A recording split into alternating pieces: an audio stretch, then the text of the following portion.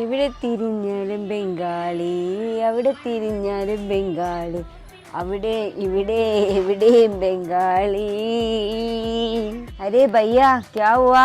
ഭയ്യ മോട്ടി, ഞാൻ അപ്പോഴേ പറഞ്ഞല്ലേ 2 ബംഗാളികളെ വിളിക്കേ. ഒരു ബംഗാളികളല്ല, ഒരു അന്യഭാഷ തൊഴിലാളികളാണ്. ഓർക്ക് അതിൻ്റെതായ മര്യാദ നമ്മൾ കൊടുക്കണം.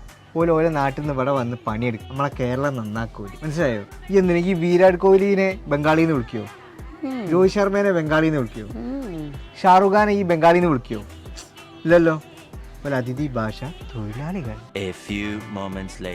എന്നാലോ നേരത്തെ പറഞ്ഞ ബംഗാളികളൊക്കെ ഏതാ? എടാ ഇവിടെ വാടാ. എന്താ അവളെ? ഞാൻ അറിയാത്ത 3 ബംഗാളികൾ ആരാ? എല്ലാ ബംഗാളികളെ അറിയും. പിന്നെ ഞാൻ എല്ലാ ബംഗാളികളെയും പഠിച്ചിട്ടുണ്ട്. ഈ ബംഗാൾ വിഭജനം പഠിച്ചില്ലേ? പനിപ്പൂരി ബംഗാളി, മസാൽപൂരി ബംഗാളി, വാക്കപ്പണി ബംഗാളി, പെയിന്റ് പണി ബംഗാളി, മുടിവെട്ട് ബംഗാളി. ഇതിലെ ഓല് പെടുക. പഠിക്കുന്ന കാലത്ത് പഠിക്കണം വേണേ.